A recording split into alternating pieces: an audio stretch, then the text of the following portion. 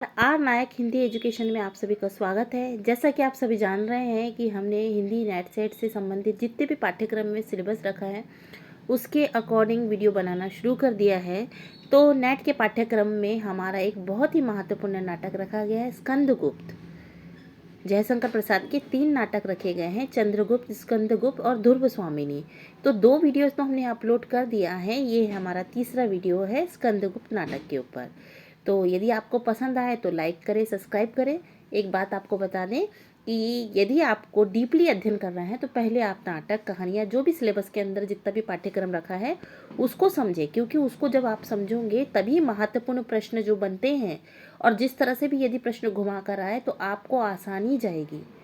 आप शॉर्ट रास्ता ना अपनाते हुए डीप रास्ता अपनाएं, क्योंकि जब एक बार आपको स्टोरी समझ में आए तो किसी से भी किसी भी तरह का प्रश्न पूछा जाए तो आप भ्रमित नहीं होगे। ठीक है, तो चलिए शुरू करते हैं। स्कंदगुप्त नाटक जयशंकर प्रसाद द्वारा रचित है और जयशंकर प्रसाद के बारे में भी हमें विस्तृत जानकारी होनी चाहिए। तो इसके लिए भी हमने एक वीडियो बनाया है जयशंकर प्रसाद के बारे में, उसमें उनका पूरा दिया हुआ है, आप वो देख सकते हैं, क्योंकि वीडियो बनाना ज़्यादा बड़ा ना हो जाए इसका भी हमें ध्यान रखना है। तो चलिए शुरू करते हैं स्कंदगुप्त नाटक। देखिए, स्कंदगुप्त नाटक का जो प्रकाशन था 1928 ईस्वी में हुआ है और ये इनके जो रचयिता है जयशंकर प्रसाद। ठीक है, तो जयशंकर प्रसाद हिंदी के सुप्रसिद्ध नाटककार हैं। उन्होंने अधिकतर जो नाटक लिखे हैं वो ऐतिहासिक नाटक लिखे हैं जो सर्वाधिक सफल हुए हैं। इनके 3 नाटक बहुत फेमस है, चंद्रगुप्त, स्कंदगुप्त और ध्रुव स्वामिनी। ठीक है, और अज्ञातशत्रु वगैरह भी लिखा है, पर 3 नाटकों में इनको बहुत ज़्यादा प्रसिद्धि प्राप्त हुई है और तीनों नाटक ऐतिहासिक नाटक माने जाते हैं, क्योंकि इतिहास की घटनाओं को उठाकर, इतिहास के पात्रों को उठाकर इन्होंने क्या किया, वर्तमान से संबंधित किया है, वर्तमान में जो समस्या नहीं थे उसको उसके साथ जोड़ा है। उन्होंने ऐतिहासिक सांस्कृतिक परंपराओं एवं नए जातीय जीवन की जो प्रतिष्ठा की है उसमें हमारी अस्मिता को सूचनात्मक आकार मिला है। प्रसाद ने अपने नाटकों के लिए प्रसिद्ध ऐतिहासिक वृत्तों का चुनाव किया है। उनके काव्य विकास की भांति नाटक विकास भी बहुत अधिक हुआ है, धीरे धीरे हुआ है, पर उसका बहुत अधिक विकास हुआ है। यानी इसमें क्या बताया, ऐतिहासिक वृत्तों को उठाया है, ऐतिहासिक पात्रों को, ऐतिहासिक घटनाओं को उठाकर इन्होंने अपनी जो समस्या है उसको समाज के सामने प्रस्तुत किया है।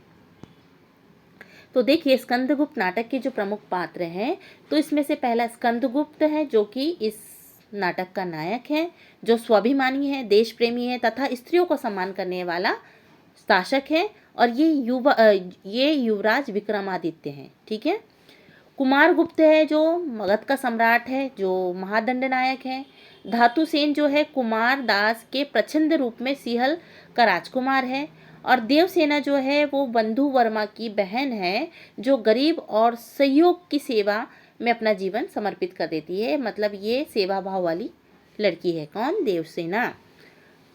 विजया जो है मानव के धन कुबेर की कन्या है और मालिनी जो है वो मातृगुप्त की प्रियणी है। ठीक है, प्रेमिका है। तो जो स्कंदगुप्त नाटक है,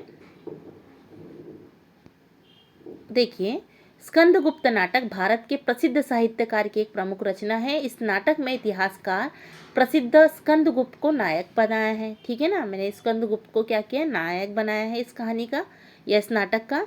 स्कंदगुप्त एक स्वाभिमानी, नीतिज्ञ, देश प्रेमी, वीर और स्त्रियों का सम्मान की रक्षा करने वाला शासक है। भारत की बर्बर हुर्णों से रक्षा करने का श्रेय स्कंदगुप्त को जाता है। जब भारत में हुर्णों का आक्रमण हुआ था ना, तो उस समय स्कंदगुप्त, जो कि उनका नाम पहले क्या था, इनका नाम जो पहले बताया है, क्या नाम बताया है, विक्रमादित्य। ठीक है, तो विक्रमादित्य को स्कंदगुप्त कहा गया है। तो ये जो है क्या किया था इन्होंने, हुर्णों से, जो बाहरी आक्रमण करता आए थे हुर्ण जाति के लोग, उनसे क्या की थी, रक्षा की थी और उसमें अपनी वीरता दिखाया था और उसके कारण ही उनको विक्रमादित्य की उपाधि प्राप्त हुई थी। ठीक है, स्कंदगुप्त ने पुष्पमित्रों को परास्त कर अपने नेतृत्व की योग्यता और शौर्य को सिद्ध कर विक्रमादित्य की उपाधि धारण की थी। देखिए, जो बाहरी आक्रमणकर्ता थे कौन, पुष्पमित्र, हुर्ण जो आए थे, हुर्ण, और उसके बाद पुष्पमित्र जो थे, उन दोनों को परास्त किया था।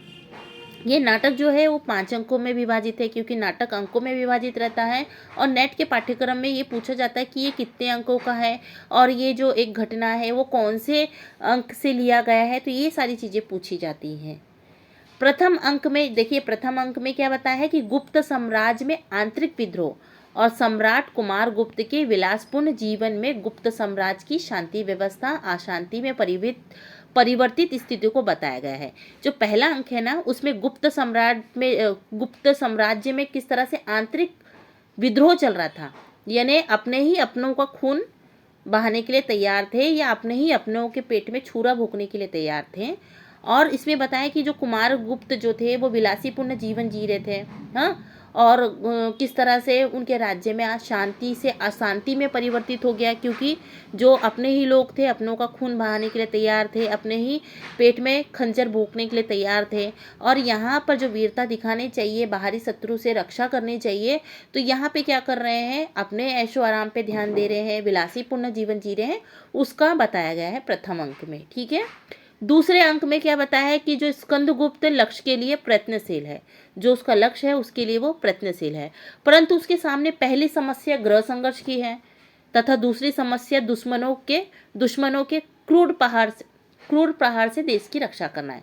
जैसे दिखाया ना बाहुबली में कैसे कि उनके घर में ही गृह संघर्ष था, यानी भाई भाई का मर्डर करने के लिए तैयार था, एक में को गद्दी से हटाने के लिए तैयार था। तो वैसी स्थिति स्कंदगुप्त के सामने थी कि गृह कलेश था या गृह संघर्ष था, एक में को घर के परिवार के लोग ही एक में को मारने के लिए, एक में को एक गद्दी से हटाने के लिए और जमीन जायदाद के लिए लड़ रहे थे। दूसरी ओर क्या था कि बाहरी जो दुश्मन थे वो आक्रमण कर रहे थे, तो उससे अपने देश की रक्षा भी करना था। तो आंतरिक विद्रोह को संभाले या बाहर के दुश्मनों से रक्षा करे, तो इस तरह की बहुत सारी समस्या स्कंदगुप्त के सामने आती है। स्कंदगुप्त क्या करता है, पहले कुसुमपुर में पहुंचता है और अपनी माँ की रक्षा करता है। ठीक है, कुसुमपुर में जाता है और अपनी जो माँ, उसकी माँ को जो कैद करके रखा गया था तो उसको पहले छुड़ाता है, माँ की रक्षा करता है, फिर सैन्य शक्ति जो है उसको संगठित करके अपना राज्य प्राप्त करता है। जो बाहरी आक्रमण होते हैं ना उससे वो राज्य प्राप्त करता है। तो ये सारी घटना दूसरे अंक में बताई गई है। फिर तीसरे अंक में क्या बताया कि प्रपंच बुद्धि है, भट्टार्क है और अनंत देवी के षड्यंत्र पुण्य योजनाओं का स्कंदगुप्त द्वारा सामना किया जाता है।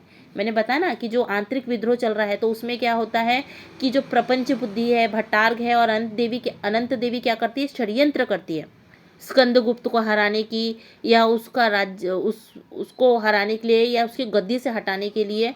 तो ये लोग षड्यंत्र करते हैं।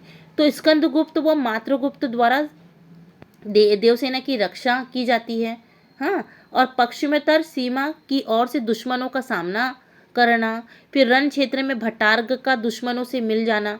ठीक है, रण क्षेत्र में क्या हो जाता है, भट्टार्क है वो दुश्मनों से मिल जाता है, पता चलने के बाद उससे क्षमा मांगता है। ठीक है ना, जब पता चल जाता है कि हमारे राज्य का दुश्मन कौन है, तो जब पता चल जाता है तो उससे फिर क्षमा मांगता है।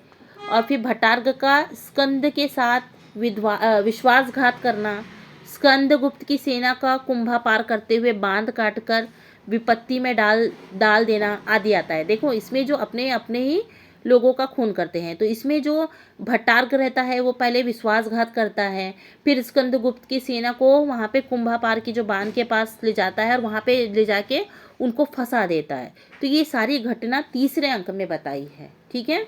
चौथे अंक में स्कंदगुप्त को विपरीत परिस्थितियों में षड्यंत्र और अकेला दिखाया गया है। चौथा जो अंक है उसमें स्कंदगुप्त को बताया कि विपरीत परिस्थितियाँ किस तरह से उनको षड्यंत्र में डाला जाता है और षड्यंत्र में डाल के किस तरह से अकेला कर दिया जाता है उसको दिखाया गया है चौथे अंक में। पांचवें अंक के आरंभ में क्या होता है, सैन्य संचालन में भट्टार्क का अदम्य वीरता और सूझबूझ के कारण विपक्षियों को एक महत्वपूर्ण जो गढ़ रहता है वो टूट जाता है। अनंत देवी और धर्म संघों में विरोध की स्थिति उत्पन्न हो जाती है पांचवें अंक में। ठीक है ना, चौथे अंक में या तीसरे अंक में क्या कर रहे थे, ये अनंत देवी और भट्टार्क वगैरह क्या कर रहे थे, षड्यंत्र रच रहे थे, किसके खिलाफ, स्कंदगुप्त के। पर अभी पांचवें अंक में क्या बताया है कि जो भट्टार्क है वो अपने आदम्य वीरता और सूझबूझ के कारण विपक्षियों को एक महत्वपूर्ण जो गढ़ रहता है वो टूट जाता है। फिर जो अनंत देवी है उसका क्या होता है, धर्म संघों में विरोध की स्थिति उत्पन्न हो जाती है, मतलब उसमें भी खट्टास उत्पन्न हो जाता है। दूसरी ओर पर्णदत्त जो है, देखो दूसरी ओर पर्णदत्त के अनुपम सहयोग से स्कंदगुप्त को धनराशि की उपलब्धि होती है। ठीक है। फिर आर्यवर्त के गौरव की रक्षा होती है, यानी शत्रु को परास्त करते हैं। पारिवारिक अशांति पर विजय प्राप्त करना, ठीक है, तथा स्कंदगुप्त के सारे प्रयत्न सफल होते हुए दिखाई देते हैं। सामाजिक सफलता के रूप में और में सब कुछ पाकर भी नायक अपने व्यक्तिगत जीवन में अतृप्ति की पीड़ा से पीड़ित है। क्योंकि देखो, युद्ध तो जीत जाता है, गृह युद्ध के जो चल रहा है उसको भी ठीक कर लेता है, पर कहीं ना कहीं इनके जीवन में जो व्यक्तिगत जीवन में अतृप्ति और एक जो पीड़ा है उससे वो पीड़ित रहता है। स्कंदगुप्त के करुण उच्छ्वास के साथ ही नाटक का अंत हो जाता है। समष्टिगत स्तर पर स्कंदगुप्त नाटक राष्ट्र उद्धार की संवेदना को जागृत करता है। ये जो नाटक है ना, स्कंदगुप्त नाटक, ये एक वीरता का नाटक है कि हमें देश की रक्षा के लिए सब कुछ देने के लिए हमेशा तैयार रहना चाहिए, और देश की रक्षा के लिए यदि हमारे निजी सुख को भी यदि त्यागना पड़े तो हमेशा त्यागने को तैयार रहना चाहिए। ये इसमें बताया गया है। इसमें बताया ना कि निजी व्यक्तिगत जीवन में अतृप्ति की पीड़ा से पीड़ित रहते हैं, ठीक है ना, क्योंकि राष्ट्र को यदि सर्वोपरि मानना है तो एक राजा का कर्तव्य है कि वो राष्ट्र को सर्वोपरि माने और अपने निजी सुख को परे रखें। तो इसमें भी यही दिखाया है कि स्कंदगुप्त राष्ट्र को महत्व देता है और अपने जो निजी सुख को नीचे रखता है, ठीक है। व्यक्तिगत स्तर पर स्कंदगुप्त अंतर्द्वंद्वों से पीड़ित है, निराशा से अस्त हो जाने वाला सहज मनुष्य लगता है। क्योंकि देखिए, एक राजा है पर उसे राज्य कर्तव्य तो पता है, पर उसके आंतरिक सुख भी तो है, उसके व्यक्तिगत सुख तो है। जब अपने व्यक्तिगत सुखों का नाश करता है या व्यक्तिगत सुखों को दबाता है तो कहीं ना कहीं अंतर्द्वंद्वों से पीड़ित रहता है, निराशा से पीड़ित रहता है, कहीं ना कुछ उसे मानसिक संतुष्टि नहीं मिल पाती है, और होना स्वाभाविक है क्योंकि मनुष्य है और मनुष्य को ये सुख होना अनिवार्य है। तो कहीं ना कहीं उसके जो एक अधिकार जो मिलता है या वो राष्ट्र की प्रेम या उसको सर्वोपरि मानने के अंतर के साथ ही जो व्यक्तिगत सुख है उसको कहीं ना कहीं उसको छोड़ना पड़ता है। इस नाटक में श्रृंगार मूलक प्रेम की अंतर्धारा से तीव्र राष्ट्र प्रेम की संवेदना को प्रकट किया गया है। यानी निजी सुख की जगह यहाँ पे राष्ट्र सुख को सर्वोपरि माना गया है। आशा करते हैं कि आपको ये नाटक समझ में आया होगा। तो लाइक सब्सक्राइब करें।